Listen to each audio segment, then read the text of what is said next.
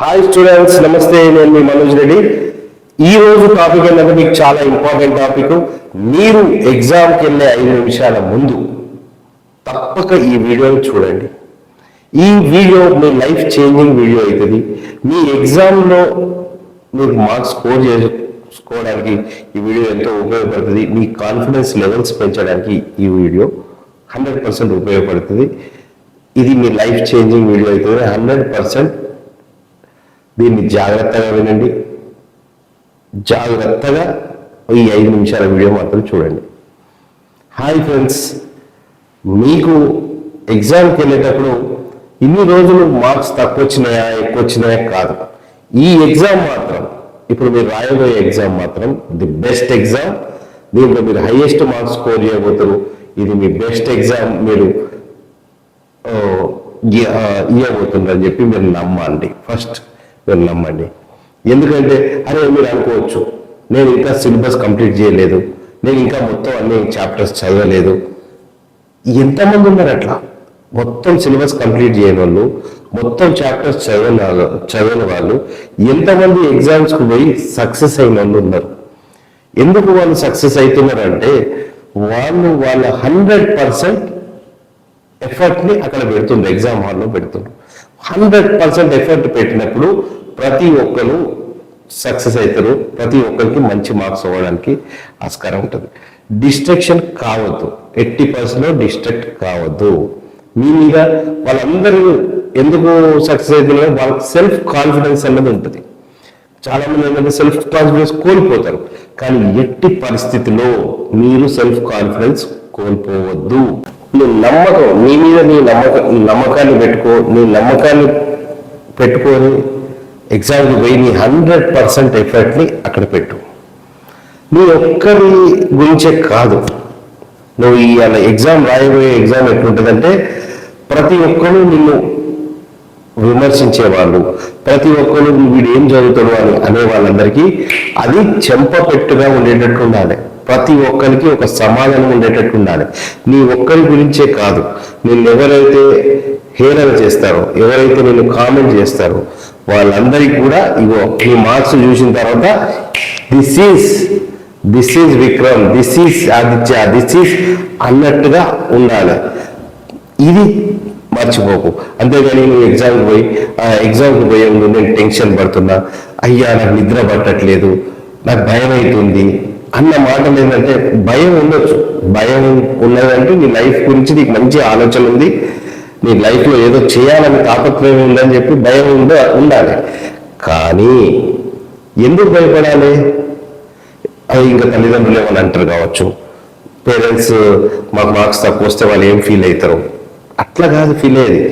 Exam హాల్కి పోయిన తర్వాత ఒక్కసారి మీ పేరెంట్స్ని గుర్తుపెట్టుకోండి, ఒక్కసారి మీ పేరెంట్స్ని గుర్తు తెచ్చుకోండి.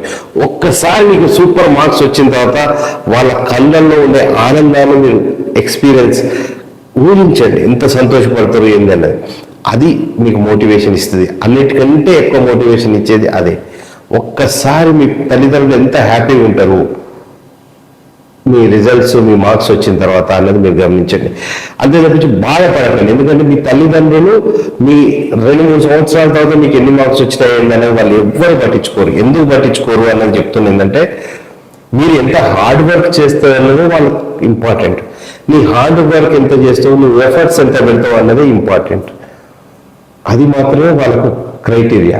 నువ్వు హార్డ్ వర్క్ చేస్తావు, కష్టపడతావు కాబట్టి నీ తల్లిదండ్రులు నేను 100% నిన్ను చూసి గర్వపడతారు. నువ్వు శబాష్, నీ ఎఫర్ట్స్ నువ్వు పెట్టావు కాబట్టి శబాష్ అని నిన్ను నువ్వు అనుకోవాలి. అంటే కాన్ఫిడెన్స్ అనేది కోల్పోవద్దు. నీకు మార్క్స్ ఎక్కువ వస్తాయి తక్కువ వస్తాయి అవన్నీ, కానీ 100% మాత్రం ఎగ్జామ్ హాల్లో నువ్వు లాస్ట్ టైం వరకు ఎగ్జామ్ రాస్తూనే ఉండాలి. నువ్వు రీకలెక్ట్ చేసుకుంటూ ఎగ్జామ్ రాస్తూనే ఉండాలి. అంతేగాని టైం ఇంకా మనం ఆగిపోవద్దు. అంటే నీ కాన్ఫిడెన్స్ని నువ్వు కోల్పోవద్దు. ఎగ్జామ్ హాల్కి పోయిన తర్వాత కాన్ఫిడెన్స్ని కోల్పోవద్దు.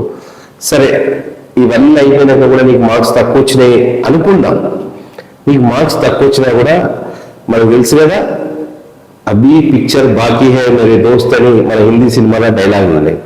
ఏ సినిమానైనా లాస్ట్గా హ్యాపీ ఎండింగ్ మాత్రమే ఉంటుంది. మన లైఫ్లో మనకు హ్యాపీ ఎండింగ్ మాత్రమే ఉంటుంది. ప్రతి ఒక్కరి జీవితంలో హ్యాపీ ఎండింగే ఉంటుంది.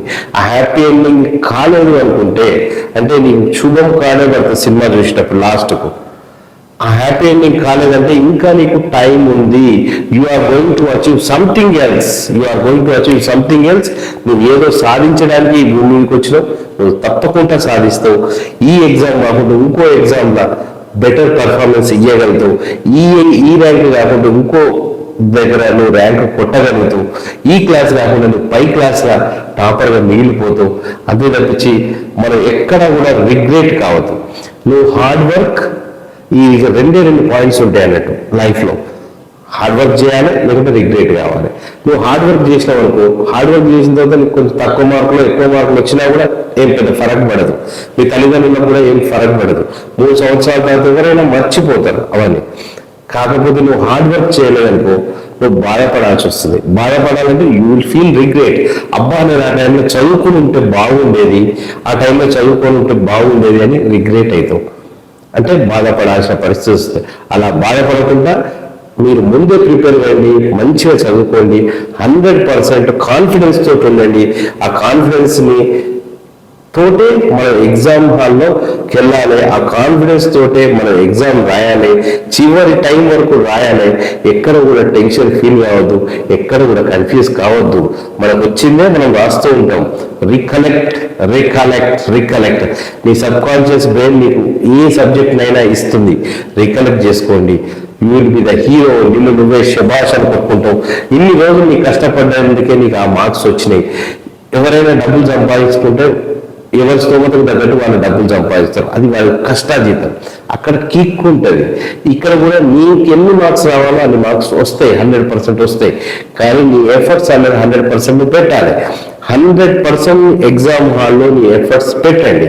పెట్టినప్పుడు ఏంటంటే ప్రతి ఒక్కరు రిగ్రెట్ కావాల్సిన పని లేకుండా పోతుంది. అంటే తర్వాత బాధపడాల్సిన పని లేకుండా పోతుంది.